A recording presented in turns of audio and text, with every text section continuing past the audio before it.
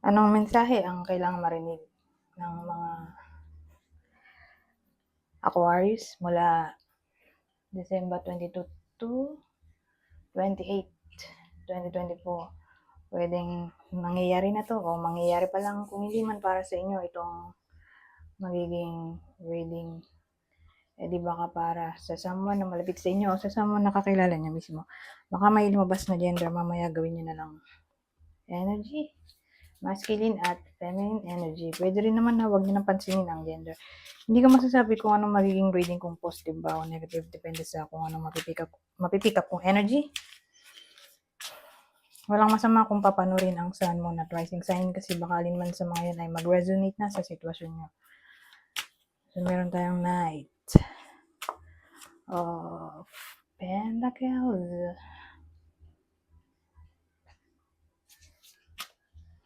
Six of Pentacles. Ay, ito pala. Knight of ano nga ba to? Swords. Six of Pentacles. Emperor o Emperor. Eight of Candles o Eight of Swords. So, ang bida natin ay lalaki. Pwede rin namang babae. Pero, tatama lang sa kanya kung extrovert siya. So, yung lalaki natin dito, pwedeng tatay na o senior.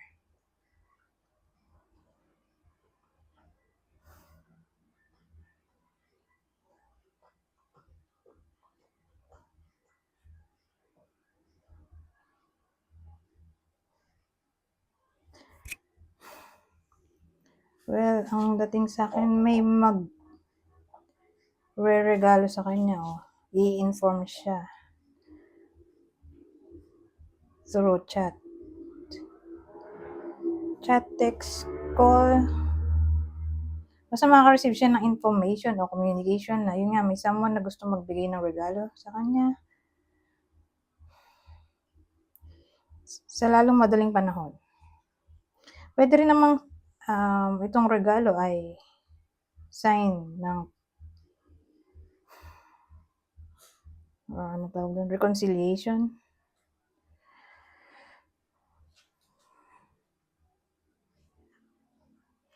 So again, kung lalaki yung nanonood, edi siya yung makakatanggap.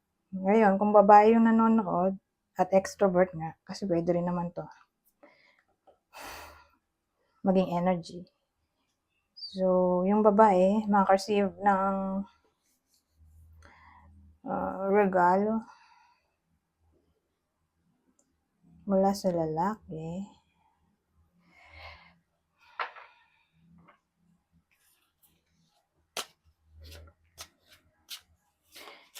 Ngayon, ibang case, pangalawang senaryo,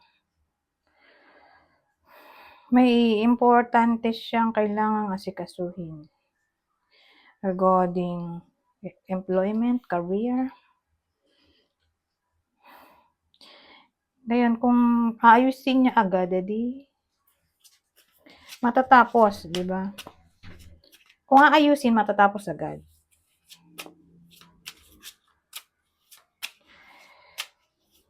Importanteng matapos agad.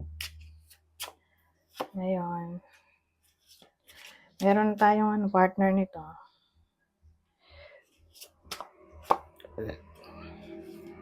Pero magkaiba silang spread. So, hindi sila dikit.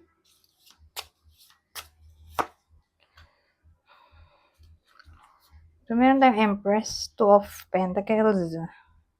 Ano ba ito? King of Cups. High Priestess. Bida natin, babae naman. Pwede rin sa lalaki kung introvert siya.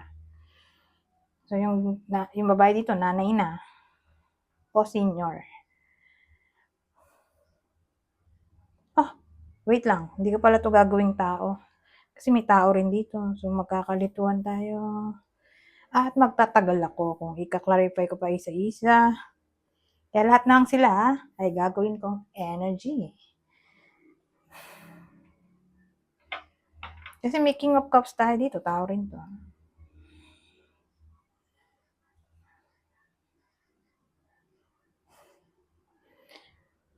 Wow, may High Priestess sa dulo.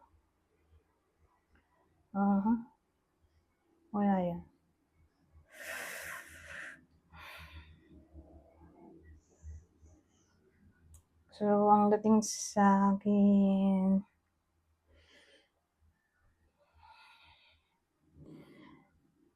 balance. Magiging balance ang career life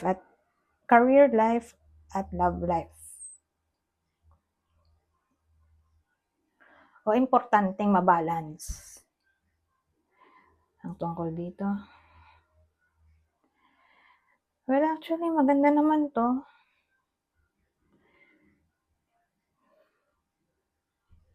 Maganda in a way na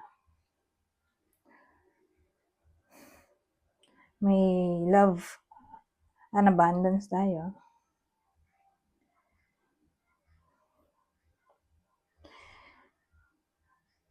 So, ang dating sa akin,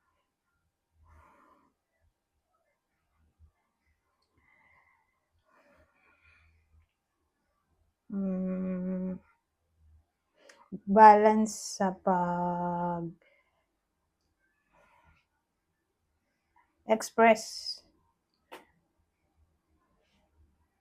ng feelings ngayong Christmas na papasok na to, 22 to 28 December, o di 24, 25. Siyempre, spirit of Christmas na yan. Christmas Day.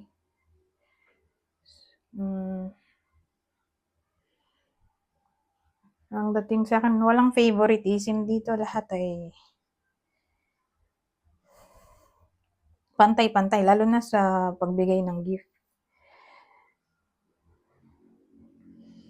At ang maganda, may makaka-appreciate sa iba sa inyo. Siyempre sa buong taon, ma-appreciate kayo ng taong to. Therefore, magbibigay siya ng something na hindi makakalimutan ng iba sa inyo. Hindi man necessarily kailangan gift agad, di ba? Pwede rin namang ibang way ng pag-express ng gratitude. So, more like recognition, appreciation, admiration, pagtulong, assistance.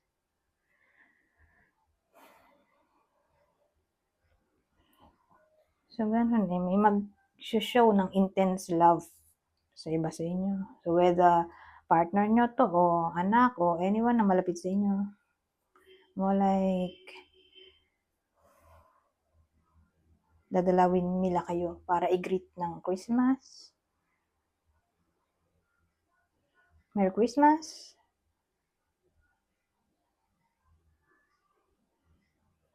Yan. Anyways, punta tayo dito. Ano pang masasabi nito? Masasabi ng deck na ito.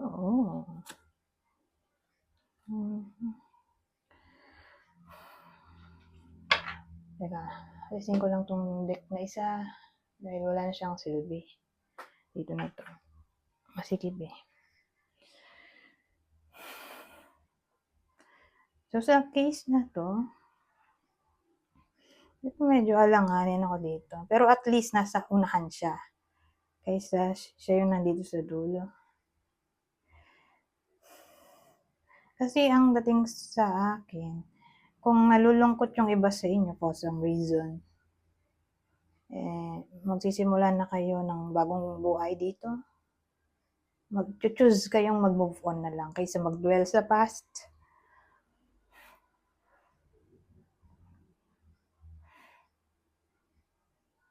Ngayon, kung naging malungkot, don't worry kasi may chance na maging maswerte. Yun yung turn of events dito. Kasi malungkot si ate dito. Para siya nagmumoni-moni.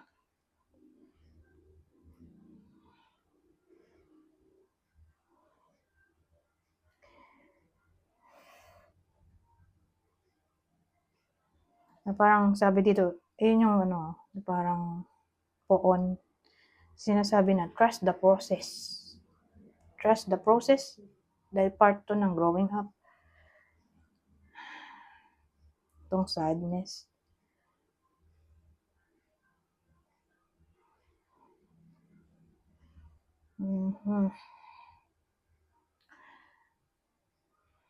Ibahin na natin.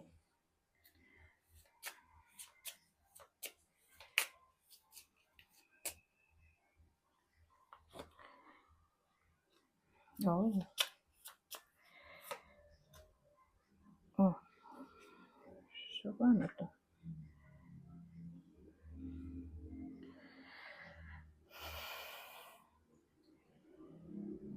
Wow. Teka. Ganito.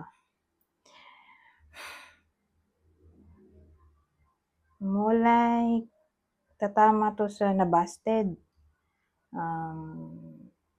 Na-reject.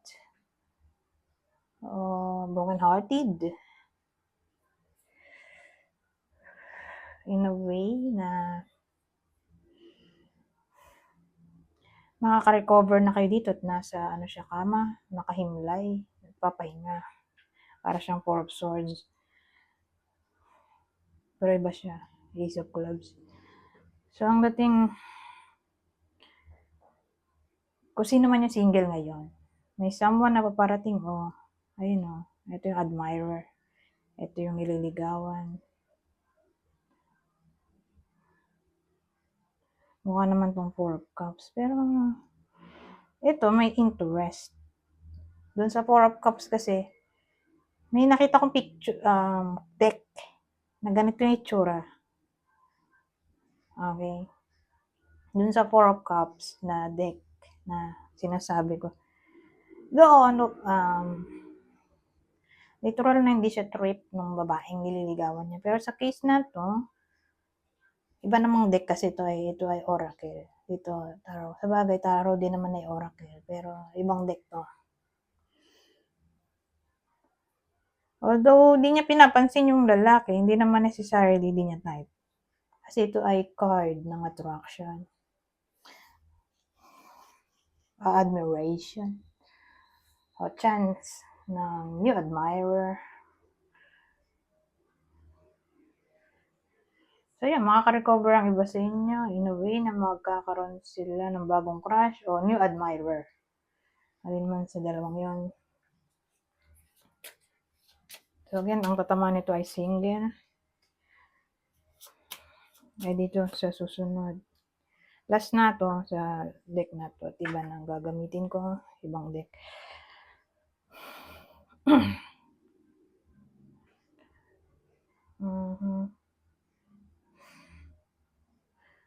Well, teka, may langgam. Ang dating sa akin,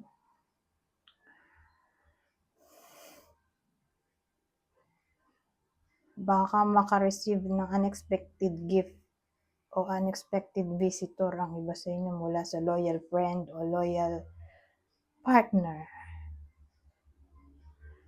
Okay? O may mag-i-invite sa iba sa inyo mula sa someone na malapit sa inyo. Invitation regarding celebration.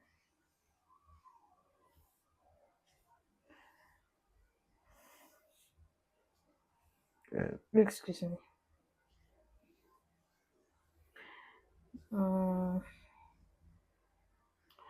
Yung iba naman, parang gusto na lang nila sa week na to magsulo at maging busy. Paano magiging busy? Gusto lang nilang magbasa-basa, mag-browse sa internet. Yun lang. Parang gusto lang ng iba sa inyo sa bahay lang.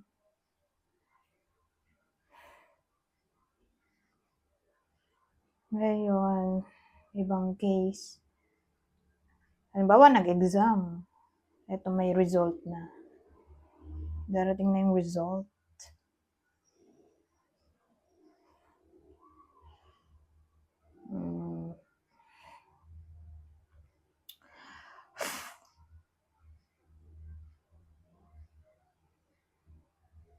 Kaklase may regalo. Baka anak nyo to. O baka kayo yung nag-aaral. So, case by case basis, makaka-receive ng regalo mula sa classmate.